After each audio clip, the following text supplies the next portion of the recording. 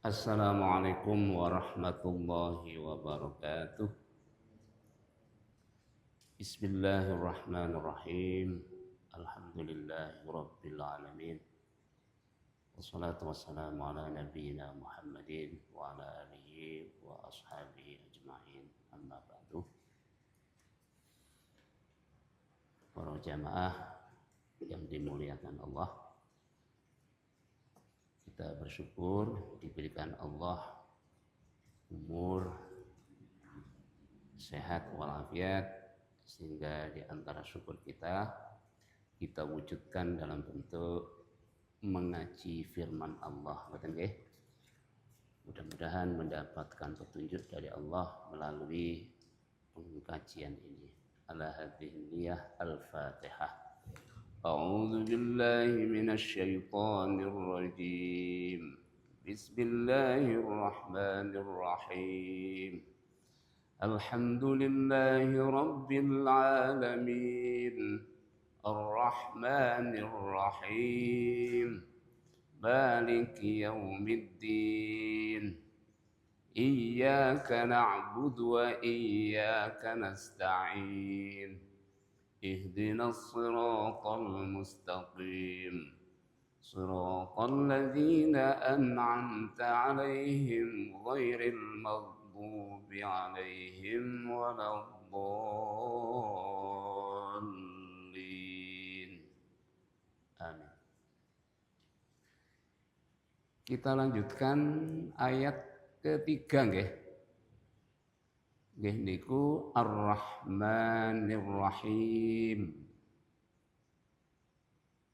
Secara makna sama dengan kalimat Ar-Rahmanir Rahim yang ada di dalam basmalah. Nggih niku Bismillahirrahmanirrahim. Ya, cuma di dalam surah Al-Fatihah ini basmalah atau Bismillahirrahmanirrahim ini dimasukkan dalam mushaf ini sebagai ayat yang pertama nggih.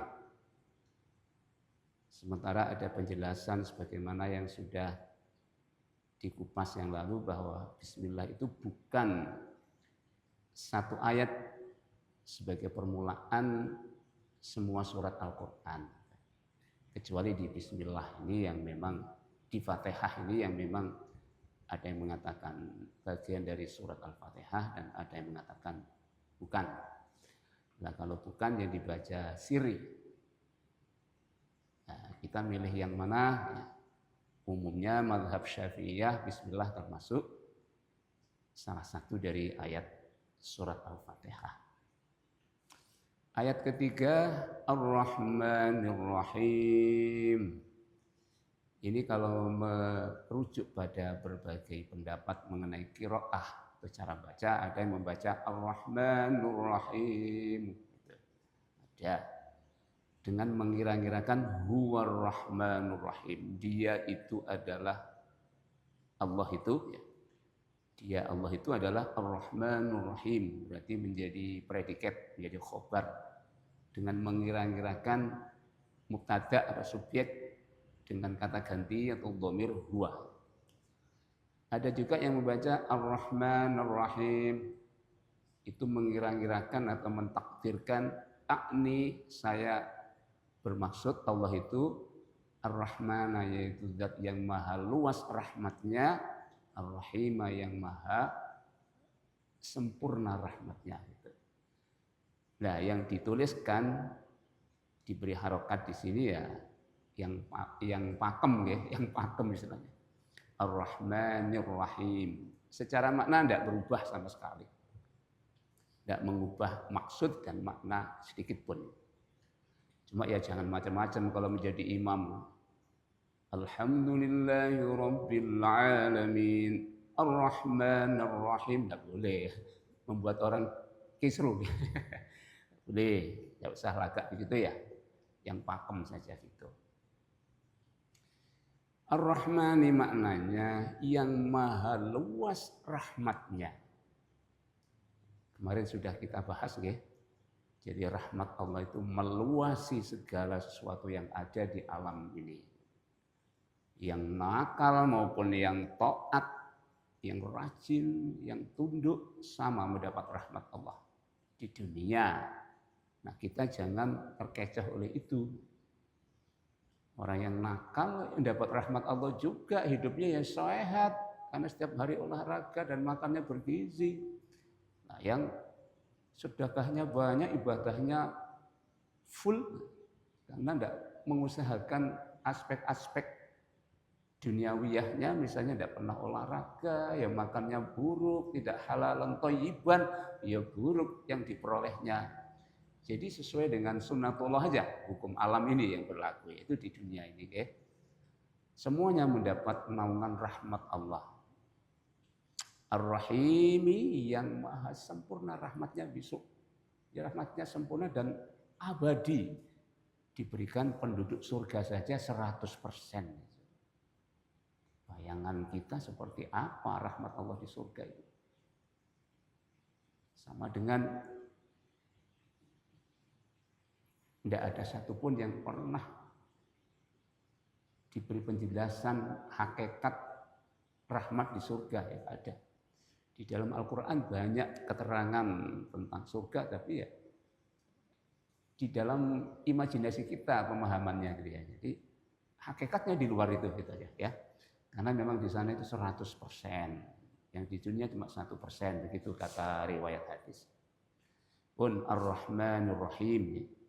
Jadi kalau bisa kita ketika mengucapkan atau melafalkan Ar-Rahmanur Rahim, setelah kita pahami maksud Ar-Rahmani seperti itu ya, jadi kognisi kita atau pikiran kita memahami maknanya kayak gitu. Ar-Rahmani, yang maha luas rahmatnya, walaupun 1% saja. Semua dapat rahmat, kayak begini nikmatnya hidup di dunia. Ini suasana hati kita harus senang. Ketika membaca ini Ar-Rahmanir Rahim, suasana batin kita atau spiritual kita harus lapang gitu. Jangan Ar-Rahmanir Rahim merenggut, sedih, masih dirasakan sedihnya di dalam sholat ketika membaca Ar-Rahmanir Rahim. Itu tidak ngepek, kontradiksi dengan lafaz yang kita baca. Sebab spiritnya kalimat Ar-Rahmanir Rahim kayak gitu, itu menggambarkan bahwa rahmat Allah kayak gitu tadi, meluas apapun. Coba ngerti nggih, ketika membaca ya. Hilangkan kesedihan, hilangkan beban-beban di jiwa, di hati. Insya Allah akan terobati dengan spiritualnya, spiritnya atau maknanya kandungan Ar-Rahmanir Rahim itu. Monggo kita coba ya. Makanya kalau membaca yang fasih juga kalau bisa, okay? Semakin banyak pahalanya. Ar-Rahmanir Rahim. Fasih-fasihkan sesuai dengan tajwid. Kita bayangkan kita ini dapat rahmat Allah juga harus bahagia. Coba kalau nggak dapat rahmat Allah, udah mati saya, udah sakit saya. Nah, itu jadi menghadirkan atau menghasilkan energi emosi senang gitu loh Pak nggih. Ar-Rahmanir Rahim. Senang dengan Allah karena rahmatnya menyentuh kita semua. Kita hidup bisa bernafas tanpa sering bolak-balik ke dokter, itu rahmat Allah nggih. Nah, kita ungkapkan dengan bentuk pengakuan dengan mengucapkan Ar-Rahmanir Rahim. Langsung nyambung ke Allah kita itu.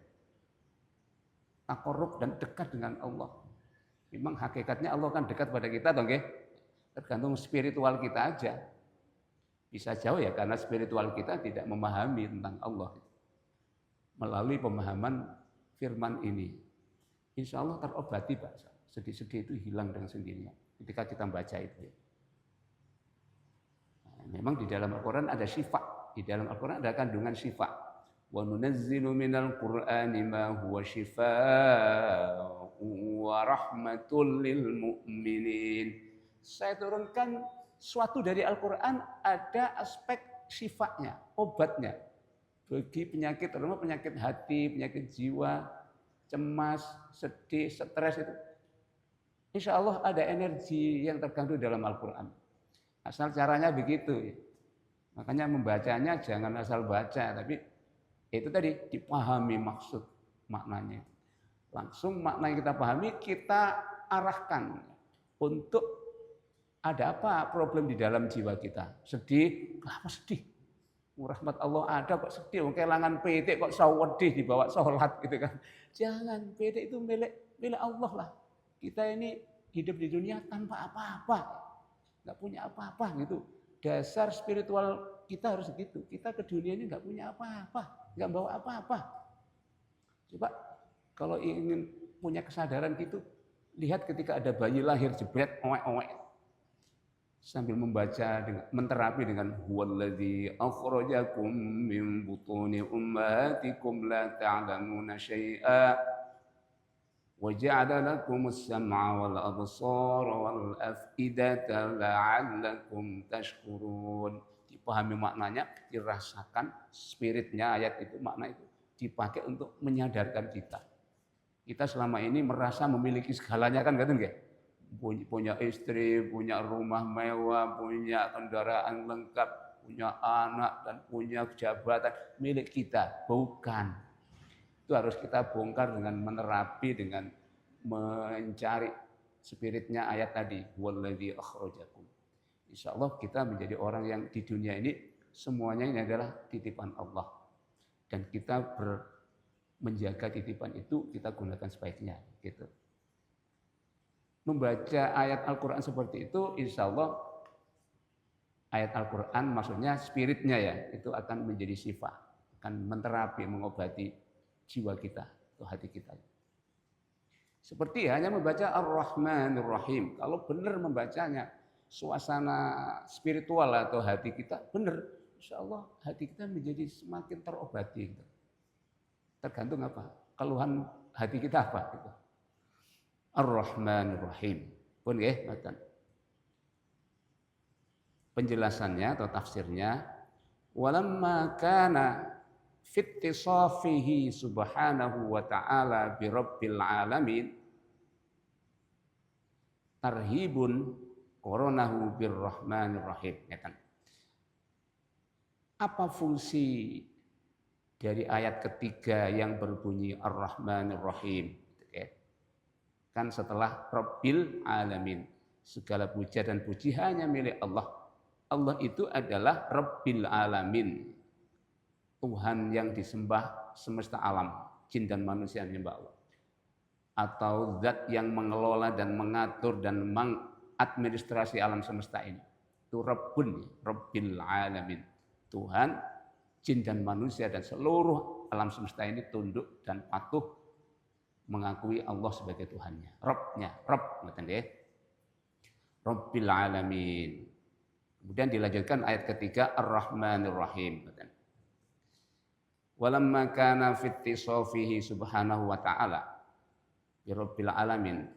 Walamma, dan ketika karena ada fittisafihi, bersifatnya Allah, fittisafihi, bersifatannya Allah Subhanahu wa taala bi Rabbil Alamin, dengan sifat Rabbil Alamin.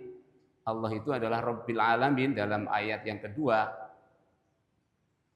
Di situ ada apa? Allah dengan kita membaca Rabbil Alamin, apa yang terjadi ketika ada keterangan Rabbil Alamin yang artinya adalah pengatur alam semesta, pemilik alam semesta, Tuhan yang disembah alam semesta. Di situ ada tarhibun, rasa menakutkan. Jadi ketika Allah di situ ayat kedua kan Rabbil Alamin, segala puji bagi Allah. Allah itu Rabbil Alamin, Tuhan yang maha besar yang mengatur alam semesta. Alam semesta ini bergantung kepada Allah dan Allah itu As-Samad, tempat bergantungnya segala yang ada itu. Maka Rabbil Alamin ini membuahkan rasa menakutkan. Ngerti nggih? Ini kalau kita resapi spiritnya loh Pak nggih. Entah kalau kita nggak meresapi spirit atau maknanya ya udah dibaca aja ya. Kalau kita belajar lebih mendekati kalamullah atau firman Allah dengan batinnya, kita membaca dengan lesan kita membaca teksnya, dohirnya, tapi hati kita atau spiritual kita membaca spiritnya Al-Quran atau kandungan Al-Quran, maka ketika berucap Rabbil Alamin, ini suasana hati kita itu harusnya merasa takut pada Allah, Pak. Alhamdulillahi Rabbil Alamin. Jadi Rabbil Alamin, zat yang mengatur alam semesta ini, jin dan manusia semua yang diatur Allah, dikendalikan Allah. Tidak ada yang berada di luar Allah, enggak ada, semuanya dalam hadratullah, dalam pangkuan Allah gitu. Jadi kan menghasilkan kesan atau apa ya, rasa hebatnya Allah. Apa haibatullah? Hebat, apa hebat? Haibah itu menakutkan. Wah, Pak Presiden itu hebat. Hebat itu menakutkan orang. Ketika dia lewat nggak ada yang berani ngomong, itu berarti punya daya haibat, haibah, punya haibah, punya energi haibah.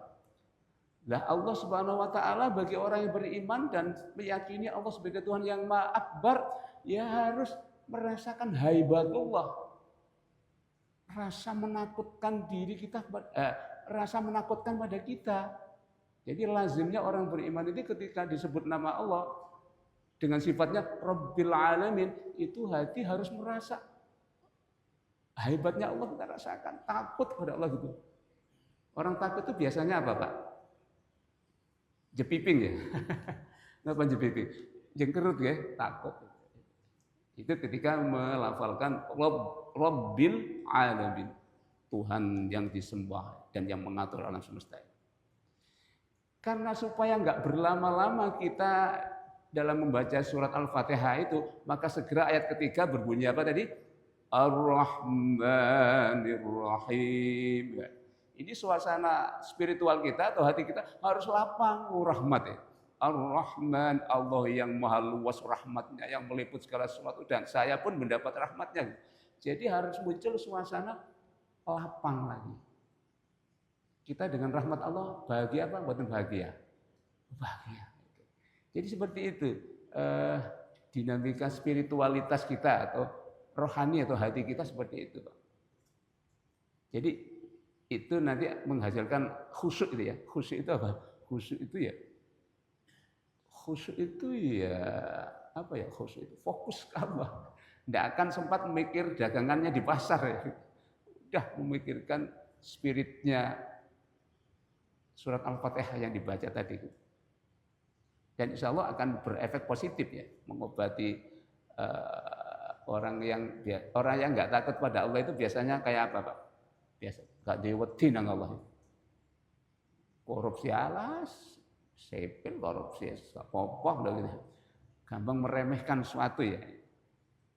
Itu harus diobati dengan kalimat-kalimat yang menghasilkan spirit rasa takut ya. Berarti mengenal haibatullah, hebatnya Allah gitu.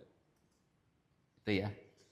Jadi Ar-Rahmanir Rahim ini semacam mengembalikan dari mengalami rasa takut ketika membaca Rabbil Alamin kembali pada bahagia lagi. Ar-Rahmanir Rahim.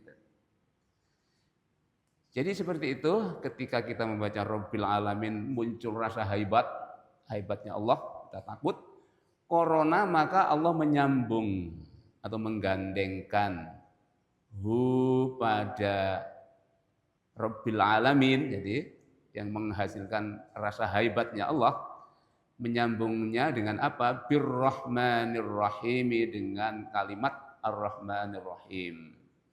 Makanya kita kalau membacanya gitu guys, suasana emosi dah atau hati atau batin kita seperti itu emosinya gitu. Insya Allah bisa menikmati Pak ya. Ar-Rahmanir yang maha jembar rahmat kasih sayangnya, Ar-Rahim maha sempurna rahmat kasih sayang yang akan diberikan orang yang beriman dan taat di dunianya. Besok di surga udah gitu. Jadi kita punya rasa optimisme kepada Allah. Tadi tawakut kemudian menjadi bahagia kepada Allah. Memang kita ke Allah itu kita mengedepankan rasa takut apa rasa senang? Sebaiknya nek takut terus jepiping akhirnya kenapa? Membuat jiwa mengkerut ya takut. Tapi kalau bahagia terus mengandalkan rahmat Allah meluas, wasiat rahmati kullasyai kata Allah. Rahmat saya meluasi, mewadahi segala sesuatu. kita mengandalkan itu kita sembrono. Dosa didik gak apa-apa kok lah di sepuro Allah. Ampunan Allah lebih luas daripada dosa saya. Akan sembrono gitu. Berarti keduanya penting buat niku. Menghadapi Allah atau menyikapi Allah itu ya disikapi dengan haibahnya Allah. Sehingga timbul rasa takut pada Allah. Tapi jangan takut saja. Kita juga menyikapi Allah dengan Dia maha luas, maha bagus, maha menyayangi, raufun, maha welas, maha menyantuni semua hambanya. Ya kita dengan Allah cinta, mahabbah, gitulah ya. Jadi seperti itu ke Allah itu. Cinta tok ya enggak bagus, tawakkul tok ya enggak bagus. Sebaiknya bagaimana? Imbang ke Allah nggih, gitu. Imbang nanti menjadi bagaikan burung terbang. Itu Pak. Oke, kita lanjutkan dulu. Kenapa kok disambungkan oleh Allah dengan kalimat Ar-Rahmanir Rahim tadi? 5. Karena adanya sesuatu tadhammana yang mengandung lafaz Ar-Rahmanir Rahim. Lafaz Ar-Rahmanir Rahim tadi artinya begitu, mengandung spirit minat targhibi, dari menggembirakan hati, membuat bungah. Jadi targhib, kalau tarhib itu membuat rasa takut, kalau targhib membuat rasa senang sehingga muncul optimisme. Jadi kita bersikap di hadapan Allah itu adalah harus optimis ke Allah itu. Jangan pesimis. Orang berdosa kalau melihat Allah secara optimis tidak boleh. Apa tadi? Secara pesimis tidak boleh. Dan dosa apapun sundul langit kan. Kalau kita memang serius itu hancur Pak dosa itu. Innallaha wasi'ul maghfirah. Sesungguhnya Allah itu zat yang maha luas ampunannya. Meluasi apapun, lebih luas daripada dosa-dosa manusia ini, ya gitu. Asal taubatnya menjadi taubatan nasuha, semuanya kecil di hadapan Allah. Itu namanya kita memiliki optimisme pada Allah itu. Jangan pesimis dosa kita. Oh dosa koyo ngene akeh kok Allah gak iso ngampuni, malah suudan itu. Padahal itu dosa juga. Merasa dosanya banyak terus melihat Allah itu nggak mampu, Allah itu sekalian dosa aku tak tambahin lagi ya malahan gitu. Itu kayak cerita yang menarik itu ya. Tapi nggak saya ceritakan di sini, nanti cukup waktunya. Itu pendosa banyak sudah membunuh orang 99, ingin tobat betul sadar, ketemu pendeta di situ. Ini zaman cerita Israiliyat ya itu. Oleh pendeta tersebut, wah nggak akan diampuni dosa sampean koyo ngono nemen iki wis gak, malah dipateni. Siapa? Pendeta tersebut malah dibunuh sekali, genap berapa? 100. Malah bernginging, malah ketun, ya apa kok sudah membunuh 100. Akhirnya dilalah dipertemukan Allah dengan seorang alim gitu. Ya dari agama sebelum Islam, jadi cerita Israiliyat. Seorang yang betul-betul ilmunya tentang Allah itu mumpuni. Dosamu banyak segitu, sudah membunuh 100, itu kecil di mata Allah itu. Allah itu maha sempurna, maha luas pengampunannya. Oh gitu bisa diampuni, bisa. Wah itu baru bertobat, dan setelah bertobat meninggal dunia. Ya, meninggal dunia. Setelah itu si pendeta tadi yang betul-betul alim diimpeni. Meninggal dunianya sebelum dia melakukan pertobatan serius. Tiba-tiba mati di tengah jalan. Malaikat di situ ceritanya memberi ilham. Coba diukur aja ini. Dari dia itu berdosa sampai dia menuju tempat pertobatan ini jauh yang mana? Ternyata lebih dekat menuju tobat. Oh, berarti dia menang, tobatnya diampuni. Jadi itu tentang Tuhan itu ya. Tuhan itu lebih luas ampunannya. Gampang kita minta ampun asal apa? Penyesalan yang serius itu. Tidak akan mengulang lagi janjinya. Itu ya. Jadi seperti itu. 5 tadhammana minat targhib, karena Ar-Rahmanir Rahim itu mengandung makna atau spirit targhib. Jadi kalau kita membacanya, makanya kalau membacanya harus suasana hati kita melihat rahmat Allah yang luas itu. Hati kita harus senang, diri kita harus jangan pesimis gitu nggih, optimis. Kalau diri kita ada problem kesulitan kok ini, jangan pesimis.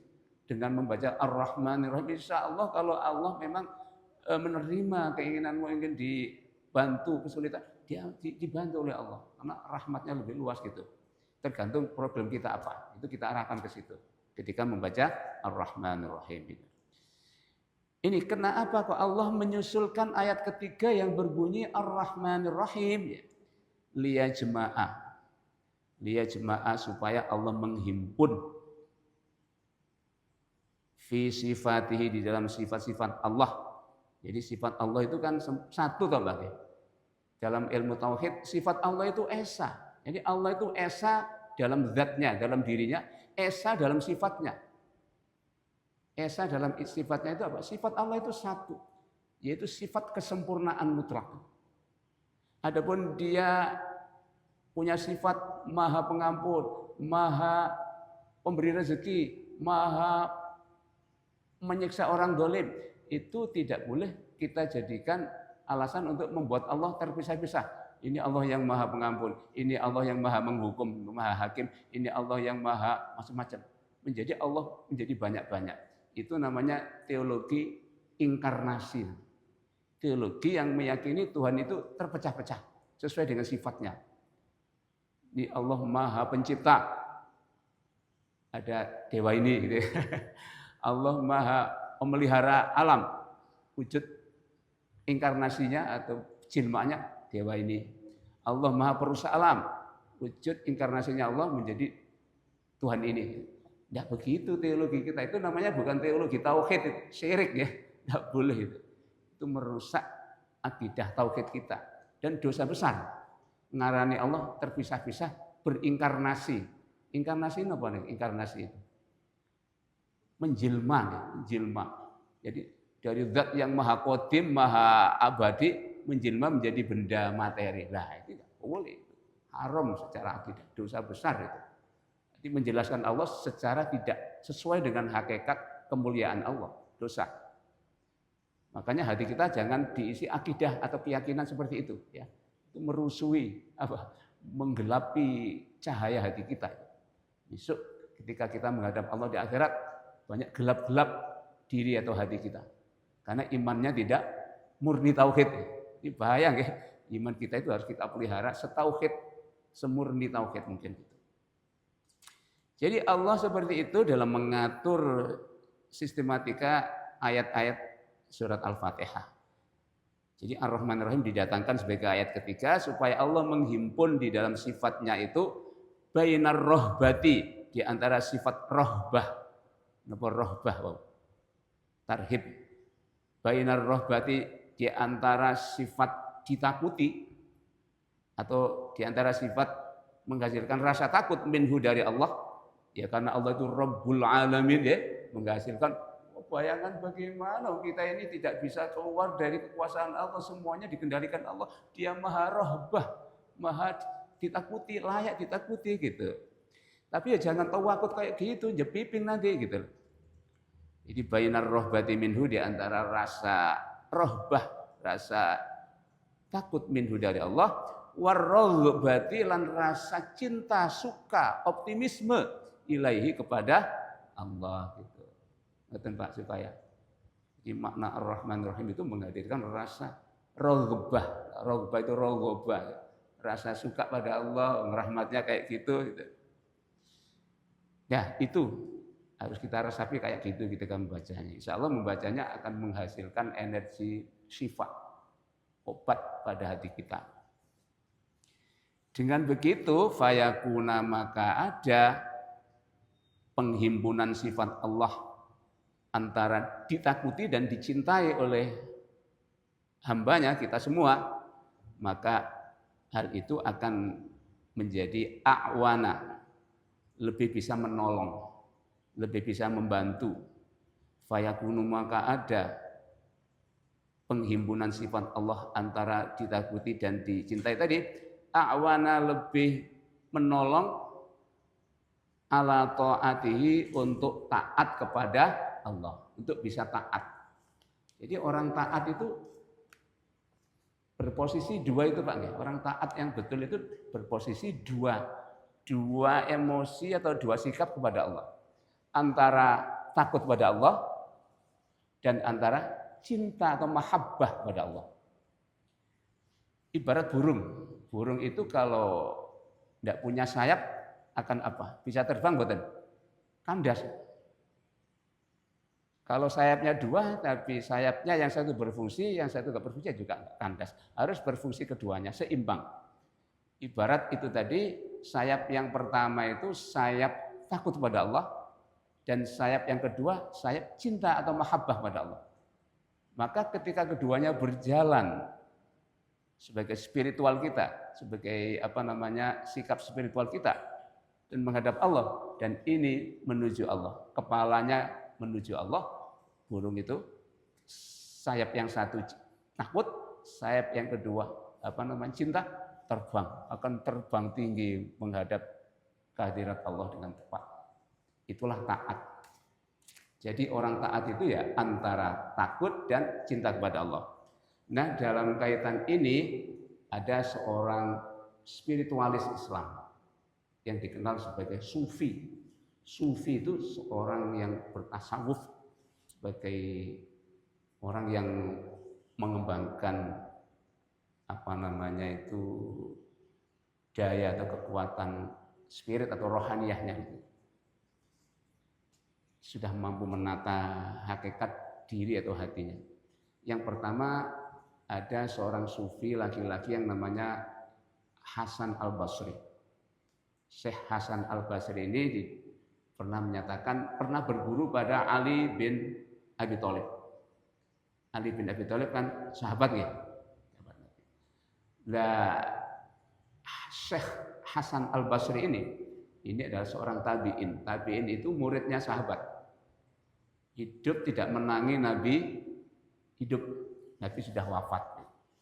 Tapi hidup menemui atau berguru pada para sahabat Nabi. Itu tabi'in, generasi tabi'in. Sehingga beliau diceritakan insya Allah wafatnya itu 110 Hijriah, di abad kedua Hijriah. Syekh Hasan Al-Basri. Syekh Hasan Al-Basri ini seorang dai juga dan seorang spiritualis, seorang sufi yang mengajarkan konsep khauf itu, takut pada Allah. Jadi dalam dakwahnya mengajarkan rasa takut kepada Allah. Sehingga sikap spiritualnya ketika dia itu mengajarkan dan menghimbau ayo takut kepada Allah, kita jangan sembrono pada Allah, harus takut. Sikap spiritualnya banyak nangisnya. Nangis, eling dosa. Kemudian zuhud sifatnya. Apa zuhud? Zuhud itu tidak mau tergoda oleh glamor dunia. Karena jiwa dunia ini fitnah. Ini namanya min fitnatil hayatid dunia. Godaan atau fitnah kehidupan dunia. Jiwa dunia ini meracuni, kata ahli sufi. Ad-dunya summun qatilun. Dunia ini laksana racun yang membunuh. Dunia kayaknya indah, dirasakan hawa nafsu, tapi membunuh. Kenapa? Karena membuat lengahnya spiritual kita, rohaniyah kita, hati kita kepada Allah, dunia. Karena itu Imam atau Syekh Hasan Al-Basri ini mengembangkan rasa takut. Ayo kita kembangkan takut, ayo dilatih takut. Dengan cara diberikan ayat-ayat, disadarkan dengan ayat-ayat yang mengesankan bagaimana Allah itu kalau menyiksa enggak karuan, enggak ada yang membanding siksaan Allah gitu. Dibacakan ayat-ayat tentang orang di neraka besok begini, dibaca dengan penuh penjiwaan, akhirnya menghasilkan rasa takut. Nah, ini bukan berarti Syekh Hasan Al-Basri ini mengajarkan takut kan pesimisme gitu, pesimis kepada Allah.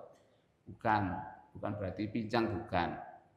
Ternyata Syekh Hasan Basri ini kan ulama besar yang hidup pasca zamannya Khulafaur Rasyidin. Khulafaur Rasyidin itu khalifah-khalifah pengganti Nabi yang baik, soleh begitu Pak. Rela hidup zuhud. Zuhud itu tidak mau glamor, mau cari kekayaan hidupnya, tapi khusyuk dan takarrub kepada Allah. Nah, Syekh Hasan Basri melihat fenomena bahwa setelah Khulafaur Rasyidin, kepemimpinan Islam dipimpin oleh para raja-raja lagi, Bani Umayyah dan seterusnya, yang mirip dengan raja-raja kerajaan, maka cenderung cinta dunia, namanya hubbud dunya, kemaksiatan merajalela, pencurian, tidak karuan, perzinahan, penipuan, korupsi merajalela, orang sudah mengalami glamor dunia. Nah, ketika itulah maka beliau mengembangkan ajaran atau konsep khaufullah atau makhafatullah. Ya, kalau kita kalau memang sedang dalam keadaan sembrono, lupa mati, lupa akhirat, itu kan perlu diterapi loh Bang. Terapi dengan makhafatullah, takut pada Allah. Wong takut pada Allah itu berpahala loh Pak. Innal ladzina yakhshawna rabbahum bil ghaibi lahum maghfiratun wa ajrun karim. Ajrun kabir ya, kabir. Sesungguhnya orang-orang yang takut pada Allah, sementara dia matanya nggak bisa melihat Allah, tapi yakin Allah itu maha halus, maha lembut, dekat dan menyentuh hatinya, membolak-balik hatinya. Takut pada Allah itu lahum maghfiratun, dia dapat ampunan Pak. Jadi hati kita menggetarkan rasa takut pada Allah, karena melihat Allah itu siksaannya dahsyat kalau menyiksa orang yang zalim. Kita takut pada Allah itu sudah ibadah loh. Jadi kita diam-diam terus takut pada Allah, mengingat keagungannya, membaca Al-Quran terus berbesmili, ketika ingat kesalahannya belum istighfar, ayat ini akan mendapatkan siksaan Allah kalau kita nggak terus takut. Kita rasa takut itu sudah ibadah, berpahala besar. Ya. Tetapi kalau takut terus kan nggak bagus ya, secara psikologis nggak bagus. Sebab orang itu kalau takut jepipik, nggak kreatif sih, nggak kendel. Walaupun kalau kendel dosa ya bahaya juga ya, kendel dosa. Ya tapi harus diimbangi. Kita tahu latar belakangnya Syekh Hasan Basri adalah karena waktu itu para ulama barang yang cinta dunia, banyak yang hubud dunia, glamor dunia, lupa akhirat, lupa mati, senang maksiat. Beliau berkaur-kaur berdakwah mengembangkan ajaran takut kepada Allah. Nah setelah itu pada generasi berikutnya ada seorang sufi perempuan ya, yang namanya Sayyidah Robi'ah Adawiyah. Robi'ah Adawiyah ini lain lagi. Dia sudah tahu bahwa ajaran gurunya yaitu Syekh Hasan Basri tadi, takut, kalau orang takut terus enggak. Kita ibadah kepada Allah, dasarnya rasa takut kan ibadah kita terpaksa, gitu. Ibadah supaya kita terhindar dari neraka. Itu menurut Sayyidah Robi'ah, atau enggak cocok? Enggak. Kalau saya enggak cocok ini. Ibadah kepada Allah, sholat khusyuk supaya terhindar dari neraka. Wah, amat naif ini. Amat kecil ini. Saya enggak setuju ini. Maka beliau memberikan doktrin atau ajaran sufi, ajaran tasawuf ya, ajaran spiritual, bahwa kita bersikap ke Allah itu harus bersikap optimis, yaitu roja. Apa roja itu? Berharap pada Allah. Allah itu sumber harapan yang menjanjikan, rahmatnya luas, Ar-Rahmanir Rahim tadi. Kenapa kita takut? Jadi intinya beliau mengajarkan konsep mahabbatullah, mahabbah kepada Allah. Inti ajaran beliau bahwa kalau kita ibadah kepada Allah hanya dengan dasar kita takut, ya berarti takut kepada azab Allah ya kan? Itu kurang jos katanya. Kurang apa? Kurang jos. Yang bagus menurut beliau adalah kepada Allah itu harus mendapatkan cintanya Allah. Karena apa saja kalau sudah cintanya Allah yang berbicara, neraka nggak kerasa, gitu loh Pak. Surga nggak kerasa surga itu. Surga itu apa? Surga kan kenikmatan buah-buahan ya. Kullama ruziqu minha min thamaratir rizqa qalu hadzal ladzi ruziqna min qabl wa utu bihi mutasyabiha. Jadi intinya ahli surga itu memuji Allah, ya Allah berkali-kali ada rezeki, ini ada semongko lagi, ada apel lagi, terus walaupun bentuknya sama, rasanya beda.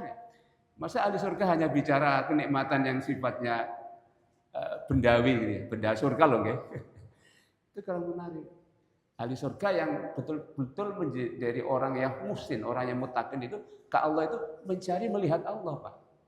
Kenikmatan yang paling membahagiakan ahli surga itu kenikmatan melihat wajah keagungan dan keindahan Allah Subhanahu wa taala. An-nadharu ilallah. Ini diperoleh siapa ya? Orang-orang yang khusus ya. Bisa melihat Allah di surga. Nggak puas kalau nggak bisa melihat kekasihnya gitu loh, Pak. Ya, contohnya ada seorang yang bercintaan ya. A laki-laki, B perempuan. Kedua A dan B ini sekonyong-konyong cintanya. Ketika janjian si A ini kepada B, aku janji ke sana ya. Ya, kapan Senin? Ya, Senin datang jebret. Ketika sampai di rumah, dia nggak ada, sedang keluar gitu. Yang menemui ayahnya gitu ya. Maka ayahnya, kamu siapa? Saya ini temannya Mbak ini. Oh, dia sedang keluar. Maka oleh ayahnya dan keluarganya disuguhi segala suguhan, Pak. Suguhan roti, suguhan buah-buahan apa. Dari pagi sampai sore dinikmati. Dinikmati hanya suguhan itu. Kira-kira ketika si A tadi mendatangi rumah kekasihnya ini, dimakan nggak suguhan tadi itu? Nggak dimakan, nggak terasa ya. Yang terasa adalah cintanya kepada kekasih tadi. Lah menjelang sore diberitahu, oh ternyata anaknya enggak pulang, ini bermalam. Bah, dia kembali pulang. Oke. Kemudian hari yang lain berjanji, ya janji saya datang, jebret. Datang lagi ke sana. Sejak datang ke rumahnya si B tadi, kekasihnya tadi, maka langsung ada disambut. Wah, disambut dengan begitu melihat keindahannya dan perilaku kesopanannya yang bagus ya. Tapi pakai tabir loh nggih. Berpacaran syar'i kan berarti nggih ya. Tapi ketemu kekasihnya itu bahagia walaupun tidak disuguhi apapun. Teh sak cingkir enggak keluar. Tapi sudah kadung apa? Bahkan ketika disuguhi banyak hal tidak dimakan sama sekali. Kenapa? Sudah puas dengan ketemu kekasihnya. Akhirnya ketika sudah menjelang malam pamit pulang, loh kok enggak dimakan tadi? Enggak apa-apa, yang penting sudah ketemu kamu, loh gitu kan? Akhirnya pulang, kebahagiaan dibawa sampai pulang ke rumah. Seperti itu analoginya kita di surga itu.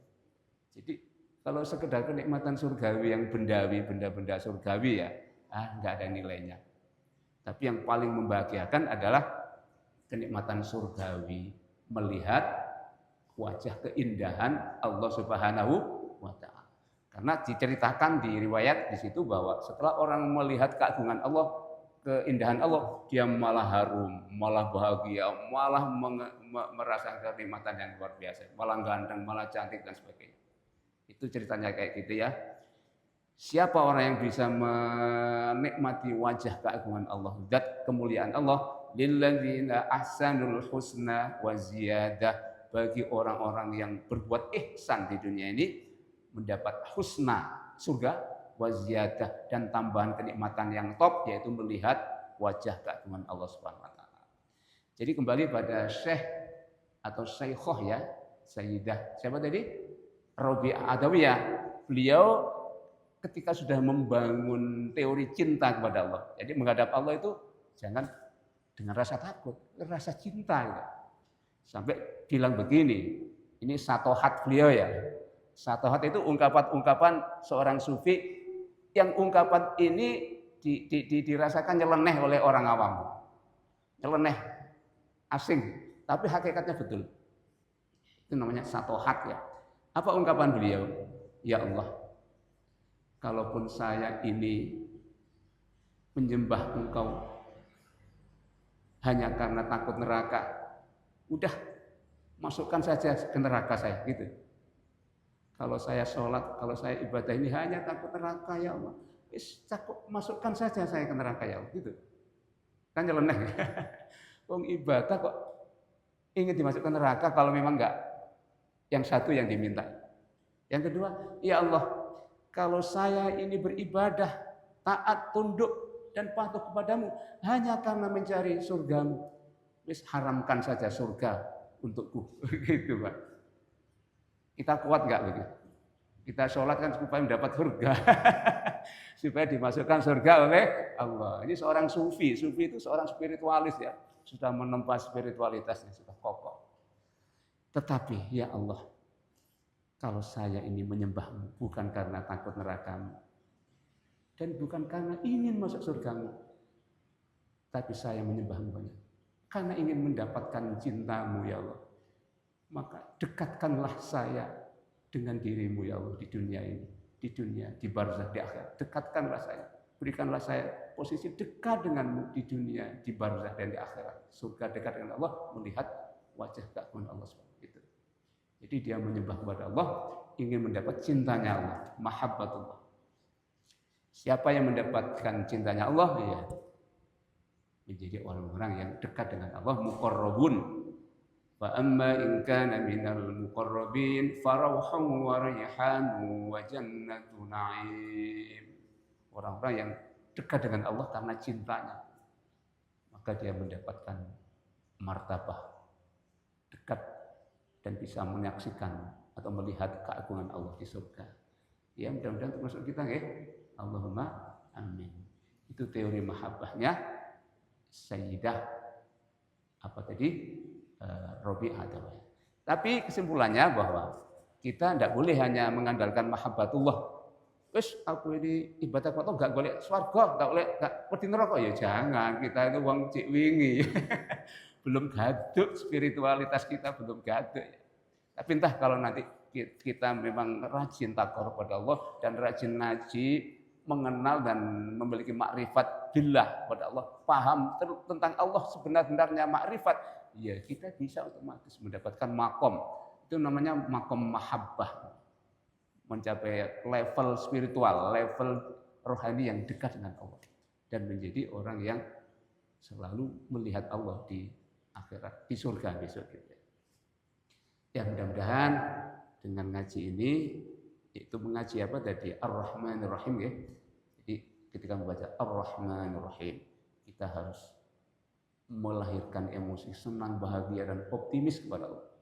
Penuh harapan, dan kita bisa melihat Allah, siapapun di surga. Asal kita memenuhi amal yang nutut, bisa ditempatkan VIP di surga. Bisa dekat dengan Allah Subhanahu wa Ta'ala. Siapapun ya, siapapun. Tidak kok harus keturunannya Nabi, tidak. Tidak harus Habib, tidak. Janganlah, jangan sok kita mengandalkan nenek moyang, jangan. Walaupun Habib, walaupun Sayyid, kalau dewablek ya dosa. Walaupun bukan anak siapa-siapa, mu'allaf lagi ya. Wahabi dengan Allah nggak karu-karuan, memahami Allah siang malam, mengaji Al-Quran selalu dikempit, selalu digembol, ingin diteladani spiritualnya Al-Quran dan mampu mencapai spiritualitas yang tinggi, ya bisa saja besok selalu bersama dengan Allah di surga. Demikian, semoga kita selalu diberi hidayah sehingga hidup kita ini ya tidak tergoda oleh glamor dunia, tidak didorong oleh buruknya hawa nafsu kita sendiri, ini musuh kita, juga tidak digoda atau difitnah oleh jiwa dunia yang selalu membujuk manusia. Menjadi hubbud dunia, naudzubillah min dzalik. Subhanakallahumma wa bihamdik asyhadu an la ilaha illa anta astaghfiruka wa atubu ilaik. Kurang lebihnya mohon maaf. Assalamualaikum warahmatullahi wabarakatuh.